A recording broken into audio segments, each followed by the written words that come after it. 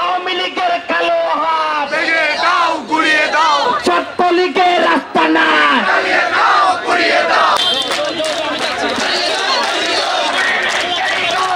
আওয়ামী লীগের গুন্ডা লীগের দৃষ্টি আকর্ষণ করে বলছি, তোমরা রাষ্ট্রযন্ত্রের সকল কিছু ব্যবহার করার পরেও ছাত্র জনতার সামনে তোমরা দাঁড়াতে পারো নাই। তোমরা চিন্তা করো না, তোমরা আবার এখানে পুনর্বাচনের মাধ্যমে আমাদের উপর হত্যাযজ্ঞ চালাবে। যতদিন এই ছাত্র জনতা বেঁচে থাকবে ততদিন বাংলাদেশের মাটিতে আওয়ামী লীগকে কোনোভাবেই পুনর্বাচন করতে দেওয়া হবে না। গণহত্যা, বিডিআর বিদ্রোহ, পদ্মা সেতু, রূপপুর পারমাণবিক বিদ্যুৎ কেন্দ্র, মেট্রো রেলের নামে যে মেগা প্রকল্পের নামে মেগা দুর্নীতি থেকে শুরু করে এমন কোনো হীন কাজ নেই যেই কাজের সাথে এই আওয়ামী লীগ জড়িত ছিলেন না।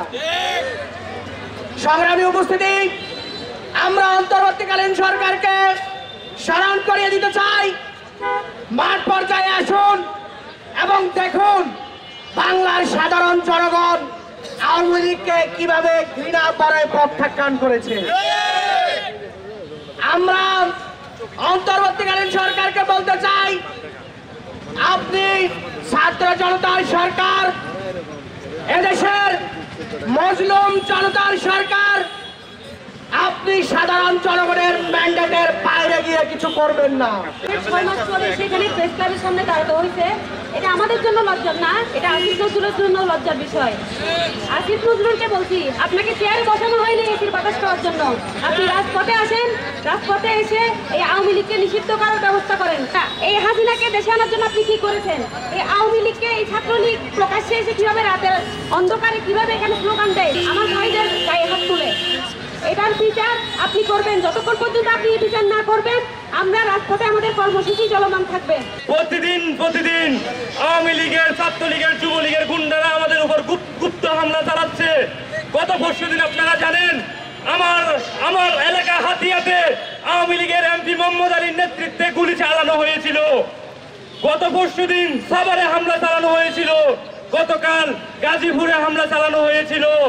তারপরেও কোন দল এসে আওয়ামী লীগ সরকারকে পুনর্বাসন করতে চায়? বিএনপির এক নেতা ওই দিন বলল, ছাত্রদেরকে বাঁচাবে কে?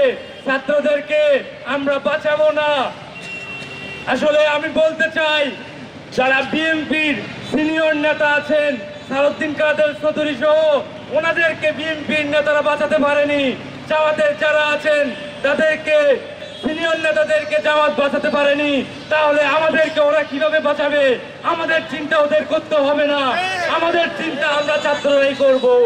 জুলাই বিপ্লবে আমরা যেরকম রাজপথে ছিলাম, আমরা আমাদের জীবনের বিনিময়ে আমরা রাজপথে থাকবো। গত পরশুদিন আওয়ামী লীগের গুন্ডা বাহিনী হাতিয়াতে গুলিবর্ষণ করেছে। একই দিনে সাভারে আমাদের ভাইদের উপর অতর্কিত হামলা হয়েছে এবং গতকাল আওয়ামী লীগের হায়নারা বৈষম্য বিরোধী ছাত্র আন্দোলনে, ছাত্র নাগরিক গণঅভ্যুত্থানে জুলাই মাসে আমাদের ভাইদেরকে নির্মমভাবে গুলি করেছে, নির্মমভাবে কুপিয়েছে। তারা আবার আমাদের ভাইদেরকে গাজীপুরে হামলা করেছে। আমাদের ভাইরা মৃত্যুর সাথে পাঞ্জা লড়ছে। এই যে আওয়ামী লীগের ধৃষ্টতা, এই যে আওয়ামী লীগ ধৃষ্টতা দেখাচ্ছে, এইসব হচ্ছে অন্তর্বর্তীকালীন সরকারের ব্যর্থতার কারণে। এই অন্তর্বর্তীকালীন সরকারের স্বরাষ্ট্র উপদেষ্টা, আইন উপদেষ্টা তাদের ব্যর্থতার পরিচয় দিয়েছে। এখন পর্যন্ত কোন দৃশ্যমান পদক্ষেপ গ্রহণ করতে পারে নাই। আমরা আমাদের জায়গা থেকে বিগত 6 মাসে বারবার করে বিচারিক প্রক্রিয়া শুরু করার জন্য আহ্বান জানিয়েছিলাম, দাবি জানিয়েছিলাম। এই অথর্ব প্রশাসন, এই নীরবতা পালনকারী অন্তর্বর্তীকালীন সরকার এখন পর্যন্ত দৃশ্যমান কোন পদক্ষেপ নিতে পারে নাই।